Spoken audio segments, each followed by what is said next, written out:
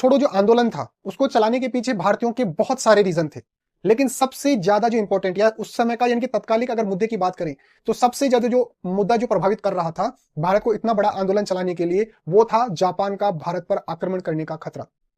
जब 1939 के अंदर द्वितीय विश्व युद्ध शुरू हुआ तो ब्रिटेन ने जो है वो भारत को द्वितीय विश्व युद्ध के अंदर शामिल कर लिया। अब भारत के पूर्व के अंदर जो एक शक्ति है जापान, वो बहुत ज्यादा उस समय जो है वो शक्तिशाली हो गया था।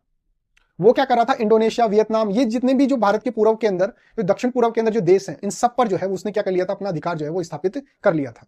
और वो अब जो है वो भारत की तरफ बढ़ रहा था। भारत की तरफ जो है वो उसका नजर थी कि भाई अब मैं जो है वो ब्रिटेन की जो कॉलोनी है, जहां पर जो उपनिवेश जो है ब्रिटेन के, वहां पर जो है वो अधिकार करूंगा। और ये सबसे ज्यादा खतरा जो है वो भारतीयों को लग रहा था कि अगर द्वितीय विश्व युद्ध के अंदर अगर हम भारत को अगर इसके अंदर शामिल किया जाता है अंग्रेजों द्वारा, तो ये जापान जो है वो हमारे ऊपर आक्रमण करेगा। अब ब्रिटेन क्या कर रहा था, वो जहां पर भी इनके पहले से कब्जे थे, जैसे वियतनाम और ये जब मैं जितने एग्जांपल बता रहा हूं, यहां पर एक दो जगह के अंदर इनके कब्जे थे, वहां से जो सेनाएं है ब्रिटेन वाली वो भाग रही थी। तो भारत वालों को ये लग रहा था कि भाई ब्रिटेन वाले तो भाग जाएंगे, पीछे जो है वो भारतीय रह जाएंगे और उन पर जो है वो जापान बहुत ज्यादा अत्याचार करेगा।